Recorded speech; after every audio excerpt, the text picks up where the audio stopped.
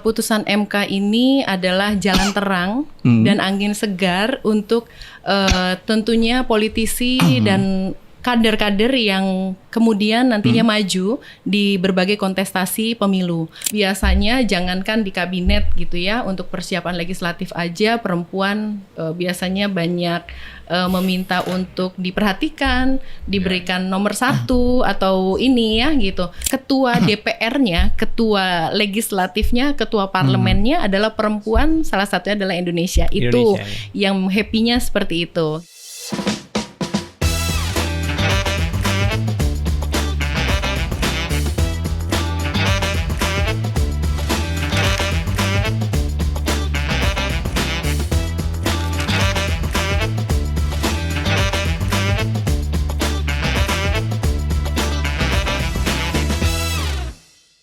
Oke, Assalamualaikum sahabat, kembali berjumpa dalam podcast Bringin Talk, sebuah podcast yang diinisiasi oleh Balitbang Partai Golkar.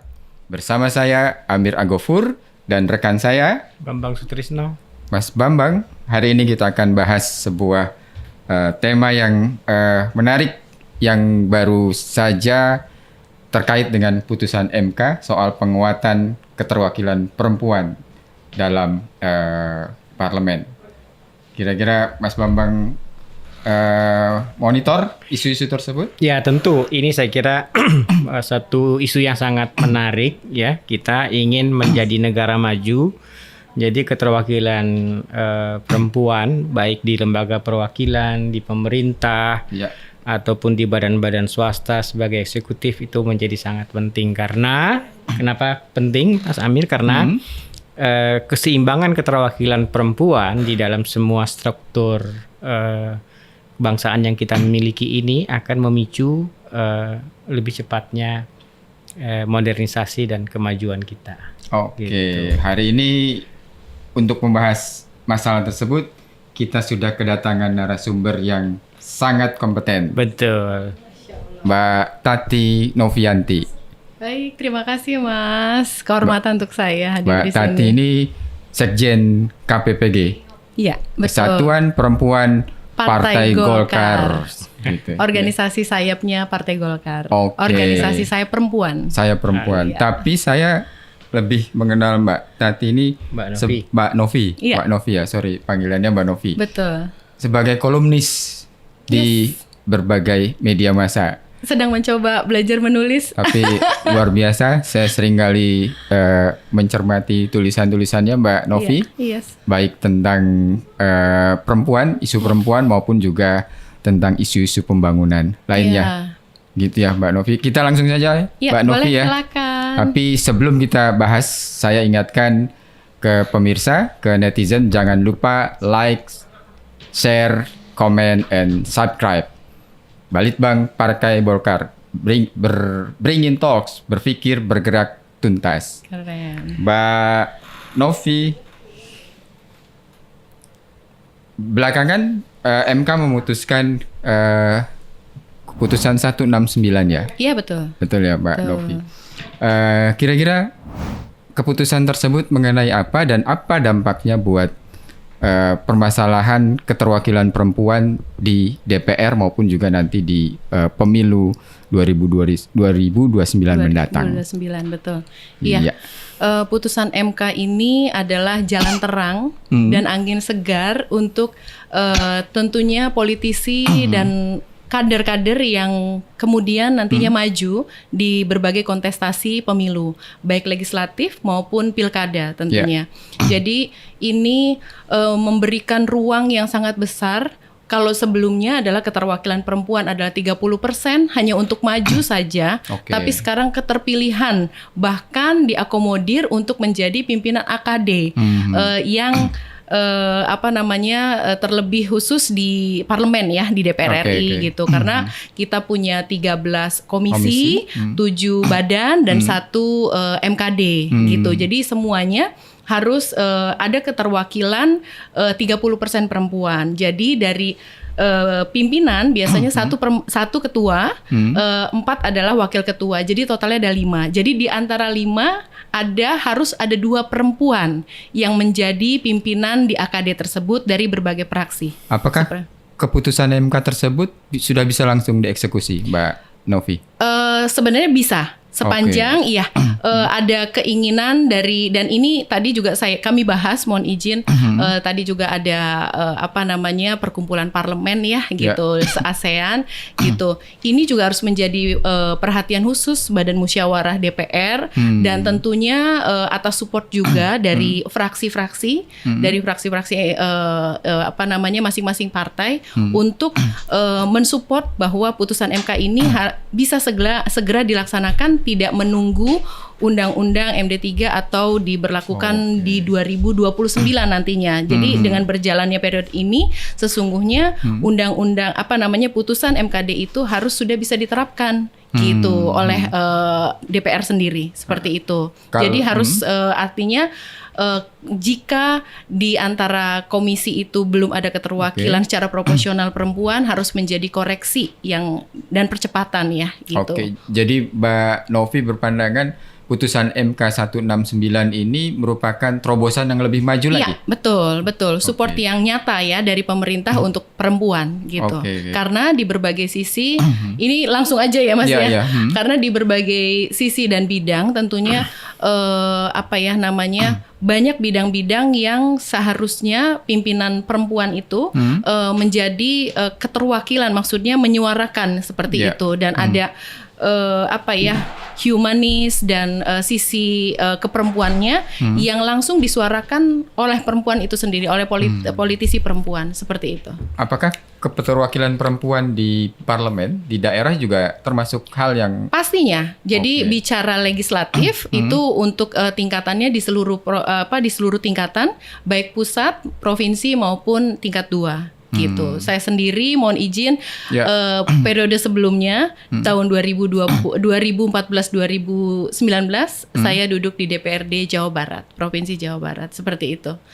Gitu. Sebenarnya bagaimana respon partai, khususnya Partai Golkar dalam merespon keputusan MK ini? Nah, terkait dari itu sebenarnya ini kan sudah dikaji tentunya ya. Direspon juga pastinya oleh seluruh partai politik dan fraksi dari partai-partai politik yang ada di DPR seperti itu. Dan ini juga memicu terutama kami sebagai organisasi sayap perempuan di Partai Golkar yang menjadi mesin partai yang besoknya ke depan tahun 2028, 2029 dari penjaringan kemudian masuk ke tahun kampanye, kami mempersiapkan sedemikian rupa kader terbaiknya untuk ikut kontestasi di pemilu 2029, artinya dengan fasilitas yang sudah terbentang luas gitu ya melalui putusan MK ini, memberikan motivasi kepada kami bukan saja maju, tapi juga ketika nanti sudah terpilih juga diberikan ruang yang sangat besar itu.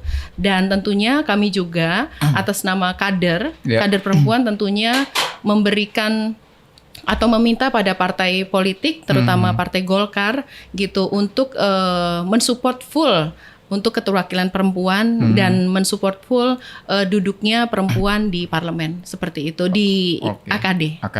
Nah, sejauh ini bagaimana sih Mbak Novi melihat dukungan Ketua Umum Partai Golkar untuk merespon putusan MK ini? Iya, saya juga merasakan sendiri di bawah kepemimpinan Bapak Bahlil Lahadalia ya. Beliau sangat support gitu ya, memberikan ruang. Jadi beliau adalah juga berangkat dari bawah yang sangat egaliter. Artinya siapapun bisa berkesempatan di Partai Golkar ini diberikan ruang yang luas. Kita contohnya saja Ketua Umum dari dan Sekjen Partai Golkar, artinya dari yang tangga terbawah meniti di organisasi gitu ya, meniti karirnya di politik seperti itu. Tidak ada yang menyangka beliau sampai dengan di pucuk pimpinan saat ini. Artinya untuk kami kader Partai Golkar diberi punya kesempatan yang sangat Oke. luas untuk menjadi apa melalui partai politik terutama di Partai Golkar. Seperti itu. Jadi dan kita ingat juga bahwa di partai itu kan juga ada anggaran Banpol ya, yang juga tentunya nanti kami melalui organisasi sayap Kesatuan Perempuan Partai Golkar harus juga membuat program-program terutama pendidikan politik yang mempersiapkan setelah putusan MK ini memfasilitasi perempuan menjadi pimpinan di AKD, tapi sebelumnya kita juga harus menggodok. Dan mohon izin mungkin di sini juga sekaligus menginformasikan bahwa PPK-PPG juga membuat program namanya capacity building. Jadi capacity building ini membangun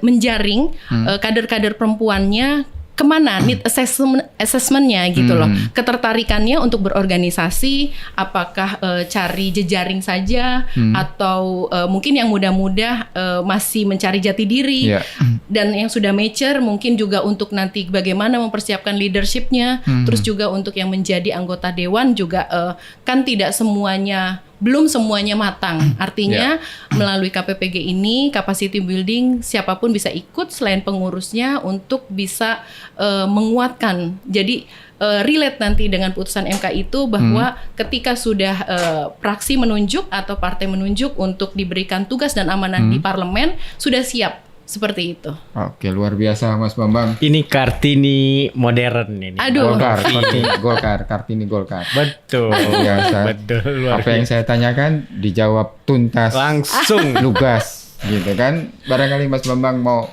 Tentu mempertajam, silakan Mas. Pertajam lagi. Ini saya ingin tanya Mbak Novi tentang bagaimana sih pendapat Mbak Novi terhadap situasi kita di pemerintahan ya. Saya lebih melihat ke pemerintahan, bagaimana keseimbangan gender terjadi di pemerintahan sekarang ini menurut pendapat Mbak Novi gimana? Iya.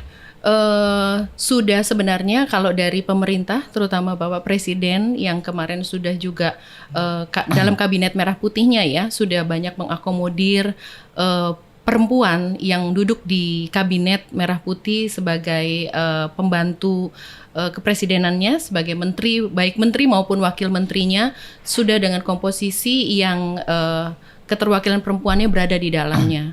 Dan alhamdulillah sekali khususnya untuk Partai Golkar melalui Ketua Umum kita Bapak Bahlil Lahadalia begitu mensupport untuk teman-teman kader perempuan juga terlibat di dalam Kabinet Merah Putih baik sebagai menteri maupun wakil menteri. Khususnya dari 9 yang ada 3 adalah perempuan menteri dan 2 adalah wakil menteri, seperti itu. Iya, kalau kita lihat komposisi kabinet sekarang dibanding kabinet sebelumnya kan komposisi perempuan rasio lebih turun ya? Lebih turun, betul. Iya. Bagaimana nih? Karena itu masih menjadi PR untuk Kabinet Merah Putih, tapi tidak mengurangi pasti yang namanya Presiden sudah mempertimbangkan urgensinya, tapi ini juga memberikan peluang dan ruang untuk seluruh partai jika memang diminta oleh Presiden harus juga keterwakilan perempuan diperhatikan gitu. Karena politik politik bukan saja tujuan akhir, tapi dengan keterwakilan perempuan itu menjadi ruang untuk keputusan kebijakan publik seperti itu. Apa Mbak Novi akan melihat bahwa ada bias gender nanti di dalam kebijakan pembangunan dengan tidak seimbangnya perempuan di dalam dengan sudah diukurnya 30% sih sebenarnya nggak bias ya, artinya itu sudah dihitung proporsional sedemikian rupa gitu. Jadi ini hanya rasionya saja yang belum terpenuhi seperti itu, mungkin sambil berjalan saja. Dan kita juga lihat di beberapa BUMN juga sudah dan kepala daerah sudah diduduki oleh perempuan ya, seperti itu. Ada juga gubernur-gubernur iya, seperti itu luar biasa. Dan itu memberikan motivasi, tentunya memberikan motivasi sekaligus challenging untuk kita kader perempuan perempuan seperti itu. Bahwa mohon maaf, biasanya jangankan di kabinet gitu ya, untuk persiapan legislatif aja perempuan biasanya banyak meminta untuk diperhatikan, diberikan nomor 1 atau ini ya gitu. Nah, tapi kita juga sebagai perempuan seharusnya juga mempersiapkan diri atau memantaskan diri bahwa support dari partai bahwa ketika ditunjuk itu sudah menjadi layak seperti itu. Apakah Mbak Novi melihat masih ada pandangan yang bisa dibilang bias gender terhadap kapabilitas perempuan di dalam politik? Iya, itu sebenarnya menjadi PR ya, karena politik ini maskulin. Iya, masih maskulin ya sekarang. Masih maskulin gitu, makanya beberapa bidang dan terutama di DPR beberapa komisi itu yang bidang-bidangnya membawahi keperempuanan itu yang harus diperhatikan. Jadi contohnya mohon izin seperti di Komisi 8 gitu ya, ada PPPA ya, dan semua pimpinan AKD-nya adalah masih laki-laki dan itu masih menjadi PR. Itu masih belum balance gitu, seperti itu mungkin. Oke, Mbak Novi, kan masih ada perdebatan ya begitu MK memutuskan soal keputusan 169 itu, untuk langsung merespon keputusan tersebut, apakah langkah nyatanya menunggu undang-undang MD3 dulu direvisi atau langsung direspon? Bagaimana?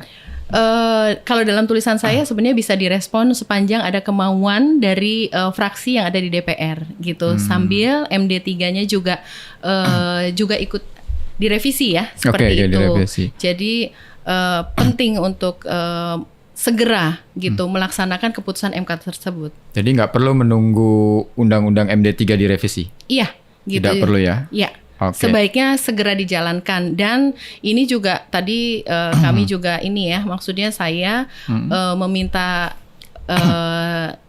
memberikan rekom ya bahwa bagaimana jika fraksi tidak menjalankan ini kan, jadi harus ada perhatian khusus gitu, seperti itu. Sejauh mana sih urgensi undang-undang ini, kemudian maksud saya keputusan MK ini dieksekusi buat politisi perempuan begitu? Iya, karena kan sudah diputuskan, jadi harus segera diimplementasikan gitu untuk mengakomodir tersebut gitu, seperti itu. Dan jujur tadi hasil juga survei negara se-ASEAN gitu ya, untuk jangankan yang duduk di di AKD, di pimpinan, keterwakilan perempuan 30% pun Indonesia masih belum achieve itu yang pertama. Terus kedua, kita masih peringkat 4 di antara Singapura, teman-teman negara lain seperti itu. Di ASEAN kita peringkat 4 ya? Iya, gitu, seperti itu. Keterwakilan perempuannya Iya, keterwakilan perempuan. Jadi masih menjadi PR. Ini sumbernya kan dari bawah, dari partai politik pada jenjang legislatif, pemilu seperti itu. Setelah keterpilihan baru secara proporsional praksi memapping gitu, seperti itu. Dan alhamdulillahnya artinya kita adalah partai besar, Partai Golkar, yang memungkinkan keterpilihan perempuannya semakin besar seperti itu dibanding mungkin teman-teman partai yang skupnya lebih kecil ya, masih banyak PR. Artinya kita yang partai besar saja masih punya tantangan dan pekerjaan rumah yang harus memenuhi 30% itu sendiri. 2024 Partai Golkar mencapai nggak sih achieve 30% keterwakilan? Baru 22% saja. 22%. 22%, dan 2 diantaranya kan karena ikut pilkada, jadi tinggal tersisa 20 politisi perempuan, iya betul. Jadi perempuan itu tidak diganti dengan perempuan kembali. Itu dia, tidak, karena kan nomor yang di bawahnya belum tentu gitu, seperti itu kan. PAW-nya sesuai dengan dapil, gitu. Nomor beda terbanyak dengan di kabinet, seperti itu. Dan tantangan kita sesuai yang pimpinan DPP Partai Golkar sampaikan bahwa di tahun 2029 itu dari 105 mudah-mudahan kita bisa di angka 120 kursi ya gitu. Artinya target ya. Iya, 2029. Dan banyak, dan beberapa daerah kan ada pemekaran dapil seperti itu. Mudah-mudahan ini memberikan optimis ya untuk kita semua kader gitu. Mbak Novi dari 13 komisi ya, Iya, betul. alat kelengkapan dewan plus yang lain-lain 7 badan. Itu pimpinan perempuannya ada berapa ya?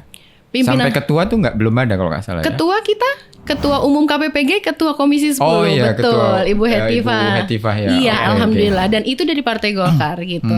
Dan yang lainnya wakil pimpinan, wakil ketua, seperti itu, seperti Ibu Sari Yuliati, gitu. Iya. Wakil ketua itu. ya. Wakil ketua, betul. Dulu kita punya Bu Mutia Hafid juga iya, yang jadi ketua Komisi 1. Komisi 1, betul. Komisi 1 ya. Ya, artinya itu sudah ditunjukkan sesungguhnya oleh Partai Golkar gitu. Jadi langsung dikucukkan. Sebetulnya di Partai Golkar justru lebih maju ya. Iya, di dalam mempromosikan perempuan menjadi pimpinan ya. Supportnya itu, gitu. Seperti itu. Jadi salah satu di negara ASEAN juga yang ketua DPR-nya, ketua legislatifnya, ketua parlemennya adalah perempuan, salah satunya adalah Indonesia. Itu yang happy-nya seperti itu gitu. Terus kedua untuk Partai Golkar sendiri bahwa jauh sebelum ini di periode yang sebelumnya juga bahwa ketua juga beberapa komisi diduduki oleh perempuan. Apa sih yang menjadi menurut Mbak Novi kelebihan perempuan begitu kalau kemudian memang dia dipercaya untuk menjadi pimpinan di AKD? Iya, sebenarnya kalau jauh lebih tertantang ya, gitu. Jauh, kenapa perempuan lebih lebih seksi untuk ditempatkan di pimpinan ya, seperti itu. Satu, disesuaikan dengan kebutuhan bidang. Dua, perempuan itu secara mingle dan pendekatan, ibaratnya tidak terlalu maskulin, ada sisi-sisi humanis, ada sisi-sisi keperempuanannya gitu ya, yang bisa menyentuh ruang-ruang dan terutama untuk ke daerah pemilihan atau penyerapan aspirasi, kalau tersentuh oleh perempuan itu support dan sugestinya juga mungkin bisa lebih kena ya, menangkap aspirasinya, seperti bisa itu. Lebih kuat gitu. Kuat, betul. Oke. Mbak Novi, sejauh ini apa sih ini kita bicara soal keterwakilan perempuan 30% di DPR ya, memenuhi. Betul. Apa sih tantangan terbesarnya untuk bisa mencapai achieve 30% keterwakilan perempuan di DPR? Ya minimal partai-partai bisa mampu untuk mencapai itu. Ya, itu dia. Jadi tantangannya apa? Tantangannya yaitu dia. Jadi untuk kami sendiri, terutama sebagai kader perempuan, adalah tantangannya yang pasti berkader terus dengan baik. Maksudnya jangan apapun di setiap pemilihan pasti punya challenge ya, punya tantangan tersendiri. Nah, banyak tantangan yang terutama ketika pemilihan itu.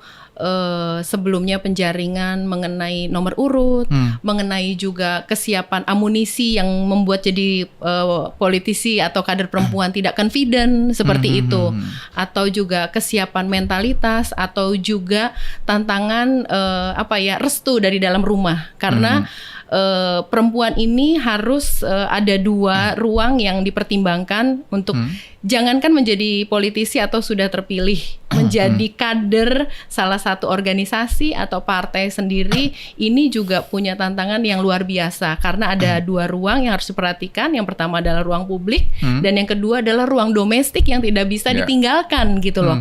Ketika sudah melenggang dan terpilih dan pasti kalau terpilih sudah banyak jabatan yang diemban. Biasanya nanti sisi domestiknya gitu yang rentan itu. Jadi PR perempuan, tapi saya yakin perempuan-perempuan sekarang adalah multitasking yang hebat gitu. Jadi artinya dua ruang ini yang harus dijaga.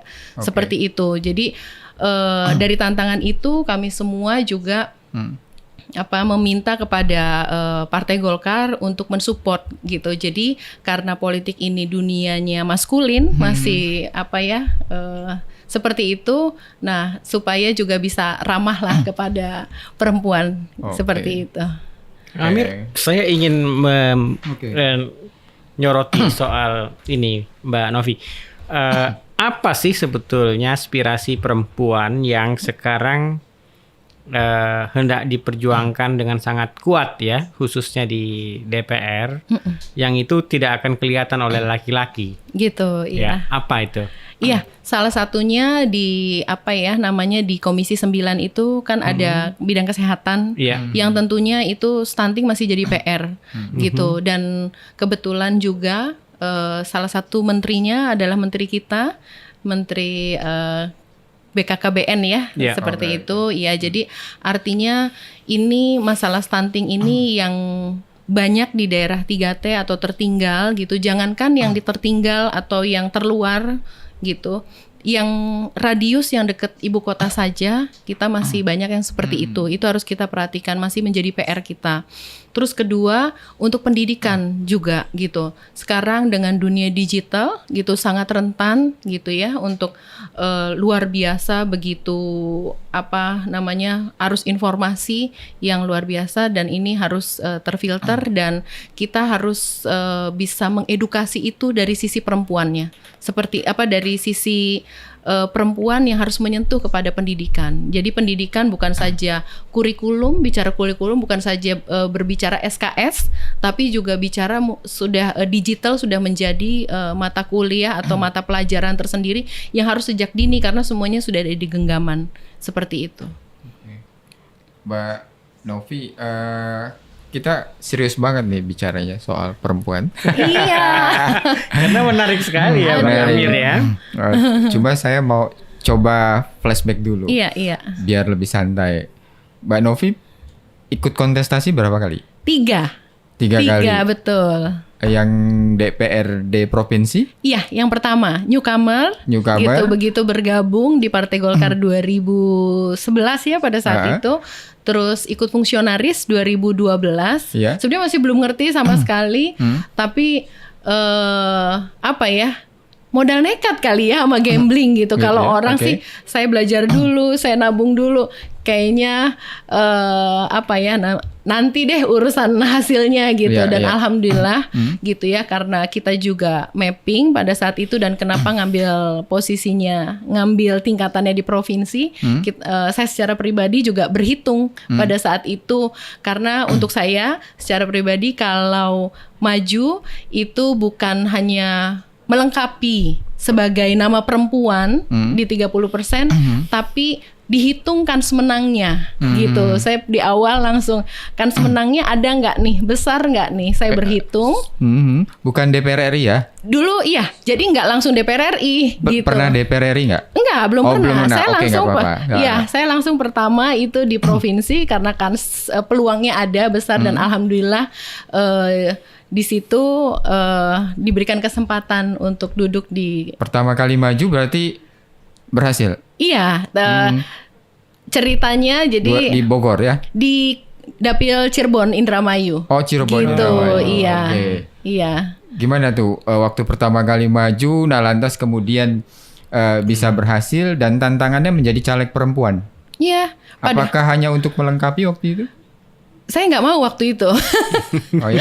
Walaupun nomornya jauh dari, jangankan nomor papan atas, nomornya juga jauh dari 5. Pada saat itu nomor 8. Oh, terakhir ya kalau nggak salah? Enggak, Enggak, waktu 10 ya. Iya, waktu itu Oh, oke. waktu itu 12 kalau nggak 12 salah. ya. Kalau DPR RI 10, kalau kami provinsi 12. 12. Dan pada saat itu saya langsung mapping siapa yang maju dari 12 itu, dan langsung mapping juga area. Perempuannya berapa? Perempuannya 4. Oh, 4. Iya, Udah kan. berarti udah memenuhi Udah 30%. kuota. tuh Iya, ya? iya Oke. pastinya. Wajib Karena itu, wajib. kalau nggak bisa Nggak ikut dapet, pemilu, oke. betul. Dan pada saat itu karena kita juga ceritanya baru, newcomer, terus ya sudahlah dikasih nomor berapa aja. Tapi karena mentalitasnya, daya juangnya dan semangatnya gitu. Yang tadi saya bilang siapapun bisa berkesempatan di sini walaupun dengan berbagai tantangannya di lapangan, karena saya ngerasa sendiri maju itu harus di kampung halaman sendiri dengan visi misi untuk membangun daerah sendiri gitu. Terus kita juga pastinya sudah punya modal sosial di kampung sendiri, artinya Oke. bisa mapping. Jadi dari 12 siapa yang dari luar, siapa yang memang putra-putri daerah, saya pada Oke. saat itu langsung underdog ya waktu itu. Pada saat itu justru lebih enak. Okay. Underdog itu tidak ada beban. Artinya kalaupun tidak terpilih itu menjadi pengalaman ya, gitu, menjadi pengalaman. Terus juga tidak diperhitungkan gitu. Okay. Dengan itu enak ke ininya gitu loh. Iya, betul. Nah, yang ingin saya tanyakan, apa tantangan menjadi caleg perempuan sampai kemudian akhirnya terpilih? Iya, sesungguhnya plus minus gitu. Minusnya kita melawan, ya saya rasakan sendiri pada saat pencalek ikut legislatif di awal adalah semua rasanya tuh yang sudah berkader lama, dianggapnya dapil saya adalah dapil neraka, terus yang dilawan juga adalah gajah-gajah. Di situ juga ada ketua DPD Jawa Barat pada saat itu almarhum Pak Yance, pada saat itu dari Kabupaten Indramayu, betul gitu loh. Artinya ketua DPD-nya langsung di situ. Saya nggak ada beban di situ, saya bertarung aja, tapi saya lihat pengalamannya. Tapi plusnya juga bahwa perempuan, tapi tergantung pribadi ya, artinya tapi perempuan kalau ke bawah kepada masyarakat, terutama kepada ibu-ibu ya, untuk ini gampang merangkulnya gitu. Karena saya sendiri asli dari Kabupaten Cirebon dan di Kabupaten Cirebon ada sekitar 40 kecamatan yang juga mungkin status sosialnya banyak yang menengah ke bawah, jadi mudah dirangkul gitu ya. Kita juga mendengarkan apa sih keinginan masyarakat seperti itu. Jadi tapi kita juga maksudnya untuk perempuan sendiri ketika maju atau mengikuti kontestasi di legislatif juga pembawaannya juga harus egaliter, jangan langsung bagaimana gitu ya jumawa, tapi yang pendekatannya gitu kepada perempuan yang sangat baik. Kalau untuk maksud saya caleg perempuan tuh apakah bisa lebih mudah untuk menghindari adanya tuntutan money politik dari konstituen? Itu dia tetap sama. Tetap sama dirasakan gitu ya. Tetap sama, tapi kalau kita juga pandai mendekati atau bisa bersosialisasi kepada perempuan dan itu sudah kena di hati oleh pemilih perempuan, insya Allah setia walaupun tantangan money politik itu di ujung tetap ada seperti itu. Tapi kita juga pasti menyesuaikan dengan aturan yang ada dan menyesuaikan dengan yang di lapangan seperti itu. Nah, itu tantangan terbesar. Tantangan terbesar ya. Nah sekarang kita kembali ke KPPG. Maksudnya saya coba urai soal KPPG. Ini kan 2029 ini 4 tahun lagi. Iya betul. Gitu kan?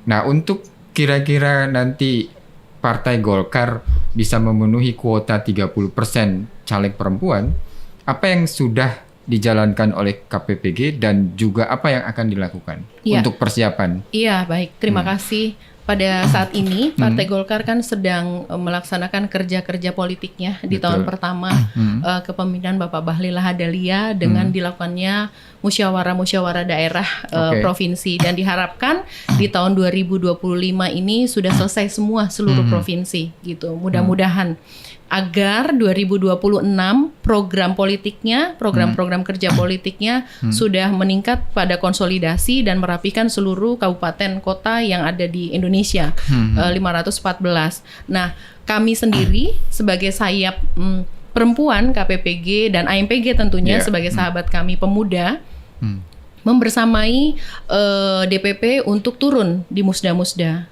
Gunanya untuk apa? Bukan cuma untuk menghadiri dalam pembukaan, tapi juga untuk berkonsolidasi internal, gitu, berkonsolidasi internal dan melakukan komunikasi terhadap ketua-ketua yang nantinya terpilih pada saat musda. Kami menitipkan atau memberi pesan kepada ketua untuk jika misalnya ketua yang lamanya itu memang bagus, kompeten dan kuat secara informasi, konsolidasi, silahkan diteruskan, maksudnya dilanjutkan. Tapi kalau misalnya itu tidak aktif, vakum atau dengan beberapa alasan, kita juga menyampaikan Pak Ketua mohon dicarikan perempuan yang kuat, hebat, kompeten seperti itu agar ini modal kita dulu, gitu loh.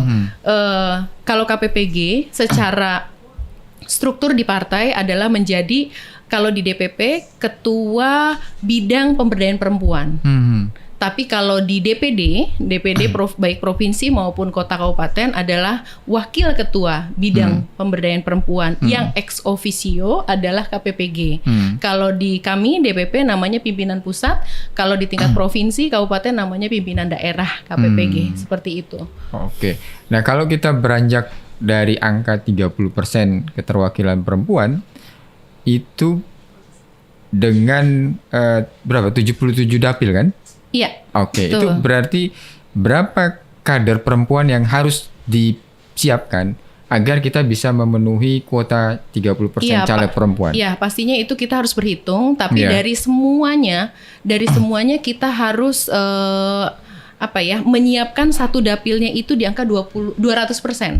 200% dulu seperti itu karena 100%-nya nanti kan jadi 200% itu 100%-nya sebagai backup gitu. 100%-nya nanti akan melenggang. Siapa tahu yang ini nanti tersortir jadi yang 100% ini dipersiapkan untuk naik seperti itu. Dan mulai dari sekarang saya sendiri sebagai sekretaris jenderal mulai mapping dari dapil Aceh 1 sampai dengan di Papua. Sekarang Papua ada 6 provinsi seperti itu. Jadi kita di pimpinan pusat punya tugas yang tidak ringan gitu, yang sangat berat karena bagaimanapun keterwakilan perempuan, caleg perempuan itu mempengaruhi pemilu pemilihan yang ada. Ketika tidak dipenuhi keterwakilan perempuan, maka pemilu itu juga tidak bisa dilaksanakan.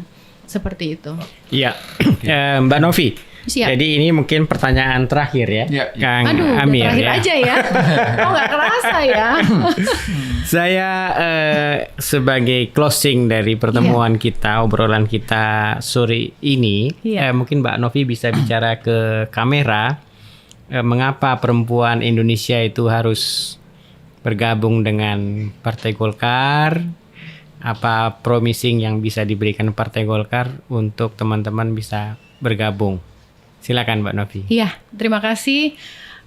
Tentunya dari pemilih Indonesia yang ada, gitu, bahwa 51 lebihnya adalah pemilihnya perempuan, penduduk Indonesia, gitu. Dan kita harus ingat juga bahwa kita ada bonus demografi yang tentunya ini kita harus ingat bahwa ada Gen Z. Gitu, seperti itu. Dan Gen Z ini jumlahnya sangat tinggi, sekitar 27%, yang jumlahnya sekitar 75 juta. Gitu, yang range pemilihnya atau range usianya itu dari 17 sampai 50 tahun. Artinya ini usia yang sangat produktif. Dan setengahnya, blok setengahnya dari 75 juta adalah Gen Z perempuan. Seperti itu, ini potensi yang luar biasa. Nah sekarang PR-nya untuk kami, saya perempuan, Partai Golkar, jadi kita harus lebih terbuka, lebih punya program-program yang menyentuh kepada teman-teman perempuan yang di luar sana, yang sesungguhnya kalau kita suka bicara anak-anak muda sekarang apatis politik segala macam, sebenarnya tidak. Kita lihat dari kejadian kemarin bulan Agustus dan September, semua itu ada di genggaman, semua itu justru keterpanggilan terhadap ketimpangan gitu ya, terhadap ketimpangan sosial, ekonomi dan sebagainya. Mereka aware gitu loh terhadap politik, tapi ada yang memang sudah tahu bagaimana itu jalannya politik, ada yang cuman berbentuk sindiran-sindiran. Tapi apapun itu sebenarnya itu diambil positifnya bahwa mereka itu punya keterpanggilan, cuman kita arahkan dengan yang baik seperti itu. Jadi pesan saya sebagai Sekretaris Jenderal PPKPPG untuk teman-teman muda yang di sana, bisa bergabung di Partai Golkar karena Partai Golkar ini adalah partai inklusif seperti yang Bapak Ketua Umum Bapak Bahlil Lahadalia sampaikan bahwa Partai Golkar adalah milik negeri karena kami didirikan oleh awalnya sekretariat bersama Sekber yang semua pendirinya itu organisasi pendirinya dari semua organisasi baik dari masing-masing kepercayaan baik Kristiani maupun organisasi Islam, terus baik BUMN di situ ada, terus untuk pendirinya ada Kosgoro, Soksi dan MKGR. Insya Allah Partai Golkar adalah partai yang kuat, partai yang besar. Partai Golkar tidak mungkin bubar kalau salah satu organisasinya ini tidak menyetujui untuk partai ini tidak ada atau bubar, tidak mungkin karena partai ini sudah teruji, partai yang sudah sangat mature dan matang dan di sini berkesempatan menjadi apapun dan gender apapun di sini baik laki-laki maupun perempuan bisa difasilitasi atau disupport oleh Partai Golkar dan Partai Golkar sendiri juga sudah teruji dan terhadap kaderisasinya. Mudah-mudahan ini bisa kita laksanakan untuk mempersiapkan kader-kader terbaik untuk duduk di ruang publik strategis baik di legislatif maupun di eksekutif. Demikian. Terima kasih. Oke, Mbak Novi, luar biasa. Ini namanya berpikir bergerak tuntas. Bergeraknya sama loh sama Yel-Yel KPPG. Gitu ya? Iya. Oke, pemirsa, netizen, terima kasih atas perhatiannya. Demikian kira-kira tema podcast hari ini tentang keterwakilan keterwakilan perempuan di parlemen dan juga pemilu 2029. Terima kasih pada Sekjen KPPG. Dengan senang hati. Mbak Tati Novianti. Betul. Semoga apa yang kita bahas hari ini sangat bisa bermanfaat buat audiens semua. Amin. Sampai jumpa pada edisi berikutnya. Wassalamualaikum warahmatullahi wabarakatuh. Waalaikumsalam warahmatullahi wabarakatuh. Terima kasih. Hari ini Indonesia berduka. 3 provinsi di Sumatera, Nanggro, Aceh, Darussalam, Sumatera Utara, dan Sumatera Barat dihantam banjir dan tanah longsor.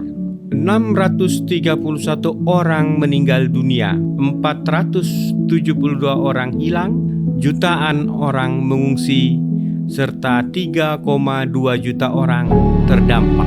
Kita semua berduka. Kita merasakan perih derita mereka.